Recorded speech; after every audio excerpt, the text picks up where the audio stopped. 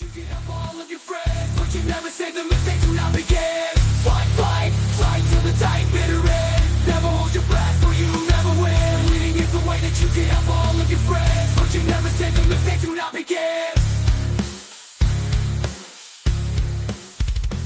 Life moves pretty fast. If you don't stop and look around once in a while, you could miss it.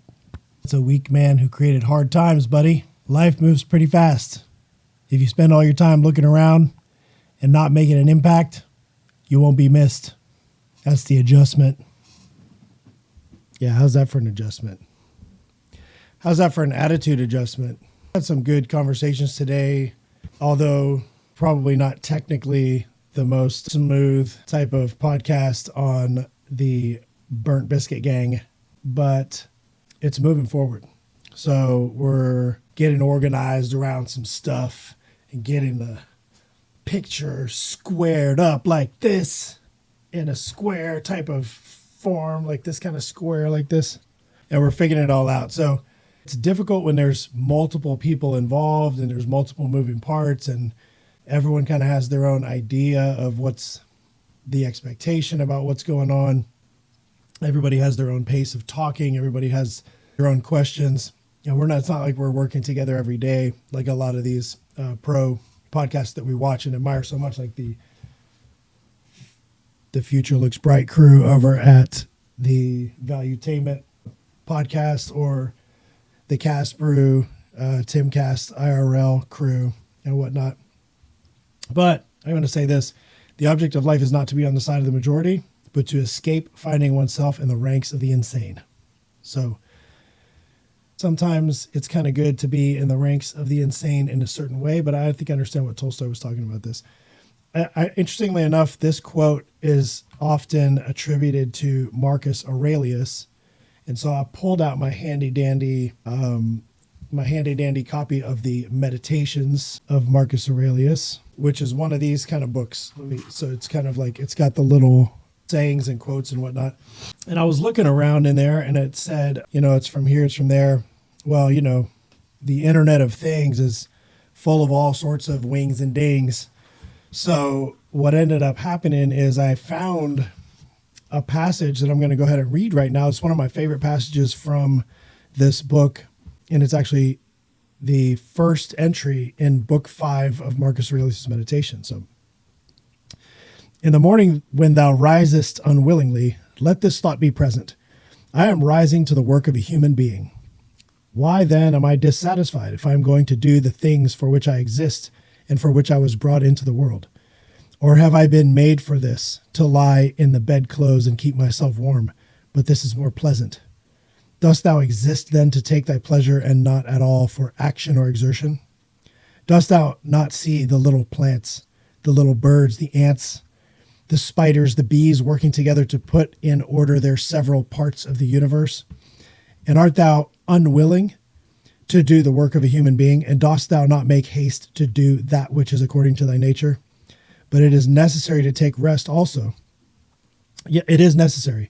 However, nature has fixed bounds to this too. She has fixed bounds both to eating and drinking, and yet thou goest beyond these bounds, beyond what is sufficient.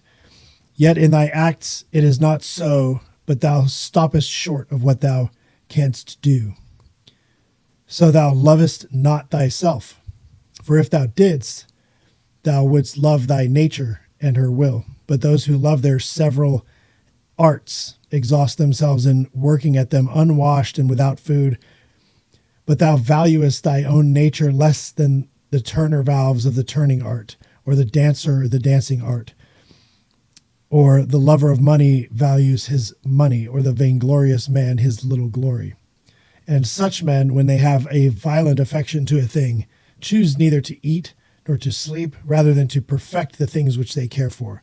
But are the acts which concern society more vile in thy eyes and less worthy of thy labor? I think that the intention of it, really, the way I interpret that is, do what you're here for. God created us, brought us all here, and brought us into existence, and that we are here for a purpose. And if you have trouble finding that purpose, well, There's a great David Goggins track from Akira the Dawn that we were listening to earlier today that I could also include in the description. And so my purpose is coming from this project. It's coming from being able to help the people who I have in my day-to-day life, and the people who I work with professionally, the people who I work with personally, and the friends that I have who are especially integrated into kind of each their own project. But my work in the world is something like sharing this, and it has a lot to do with getting up. Well, I mean, look, bottom line, Goggins said in that little quote, it doesn't matter if you have something to do or not. You're getting up to make yourself better. Your self-perfection, self-improvement is the meaning. So when I get up and I dunk myself in a 68 degree tub of water and, trudge down to the kitchen and pull a bunch of ice buckets out of the freezer and then go back up the stairs and dump them all in the bathtub and set up the thermometer and all this kind of rigmarole to get that done, I'm taking care of my future self. So, if you've been paying attention, if you've been watching several of the podcasts, you can kind of start to see some of these pieces come together as I'm talking about this stuff. So this one I just kind of threw together. I was going to go to bed early and get up early, and I fell asleep for a little while, and I got up and just said, well, I need to organize my space and I need to get one knocked out for today. So I'm knocking it out for today. I really prefer the life moves pretty fast. If you spend all your time looking around and not making an impact, then you won't be missed. I don't think Ferris Bueller put us on the right track. I think that if you spend all your time looking around and goofing off and skipping school, you're not going to make anything good happen for the people around you or yourself. So it's a different perspective than I lived a lot of my life by. But, I love a success story, but even more than a success story, I like a guy who fucks his life up and then gets it back together again story. Those are my favorite stories. I know where I wrote it. I wrote it in the description of this podcast because this is my story, and you guys are here to share it. Find your greatness and don't slow down for anyone. Drag them with you kicking and screaming, and leave those behind who would have you all fall short for the sake of their own self-doubt. I don't know where the hell that came from, but I wrote it down in my notebook, and so I just read it back out to you just now. So last point here, I'm going to go ahead and pull this up and read off something else, because why the heck fire? Shing shang not. I don't know if anyone knows what this is from. The Battle for Men's Minds. Cryptic. Anybody know what that's? Put that in the comments if you guys know what this is all about. What's going on with this Bob guy? I'm a big fan. I've been a big fan for a long time. It's a really interesting deep dive, as we're calling them. And if you get into the minutia of it, these guys were really onto something, even though it was sort of like they were just kind of like mocking the establishment, mocking religion, mocking not religion in general, but dogma and dogmatic type of religious behavior, where people are telling you, holier than thou type of stuff. I really consider that a little bit off the path of religion when people start really telling you you're going straight to hell if you don't believe in what I believe in. I think it's ridiculous. So all problems result from paralysis caused by their game, in which they keep changing the rules. It's like the robot monster in 30 different sci-fi movies being ordered to kill. Contrary to his prime directive of protecting humans, he goes into a cycle of, I must, yet I cannot, and shorts out in an explosion of sparks. Well, instead of shorting out, humans have the choice to ignoring the paradox within their orders of going to sleep. Public apathy is a disease, certainly. The con itself complains of it, but it wasn't apathy to begin with. It's just that nobody wants what they're trying to push. They push rules, but no rules for behavior can work for long. However, they can sound good for long enough for each new political fad to become epidemic before its side effects of the pause-think brain cancer set in. The con, the conspiracy, wants you to think either about the nice things, the sweetness, the cuteness, Pollyanna crap in general, or to be frozen by total hopelessness. Either way, you're kept from resisting the unspoken rules, the rules which don't have to be spoken because so many people live them, think them, they can't stand back and see them. Those in the system can't see it except from the inside.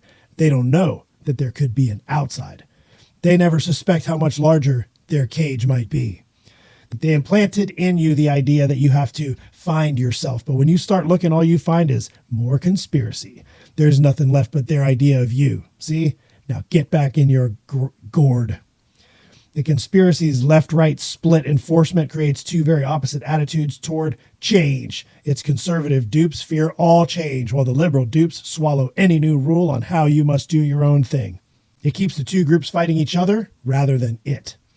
Either game makes you think you like something that you actually don't, just because it's the old lesser of two evils, a typical choice, overwork and underpay.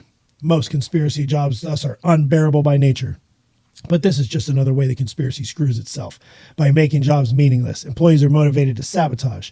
With each new insane rule or new mound of unnecessary paperwork, the worker sees the company digging itself into a deeper and deeper hole while he decides, let it. He knows he can't help the bosses, even though his suggestions could save the economic day, because the bosses won't listen to him. So he indulges in the glee of watching them ruin their own businesses. In the job world, when dealing with other companies, the subgenius will pay more attention to the secretary than the boss because she knows what's going on. But how many bosses encourage their secretaries to take part in decision making? How did things get this way? Surely it couldn't have been planned, could it? Let's see. Let's put it on a slave block and see who bids on it. We've been wrong about two major things. Our leaders don't mean well, and they aren't stupid. They've succeeded in creating a world of financial control in what looks like private hands, dominating all nations through world economy, but those private hands are not the hands of human insiders, and it isn't money they grasp for. The conspiracy has many noble, ignorant patriots duped into swallowing hook, line, and sinker all the fallacies that either communism or capitalism is the big threat. But either way, it's the same power elite in control. Dun, dun, dun, dun. If you guys have not delved into the Church of the Subgenius, you need to get in there and check it out. That's all we've got for today. Smash the like button, hit the subscribe, touch that notification bell, tickle it till it tingles, and then you'll get all the notifications so you can understand when you're going to get your next hypnotic ingestion of the truth. That's what we're bringing you here on the Don't Hold Your... I almost made it. I almost made it all the way through. That's what we're bringing you here on the Don't Hold Your Breath podcast. All right. Well, that's enough fun for one day. Definitely do share this show with your friends. Thank y'all very much for watching and have a wonderful evening. Down, down, down, down.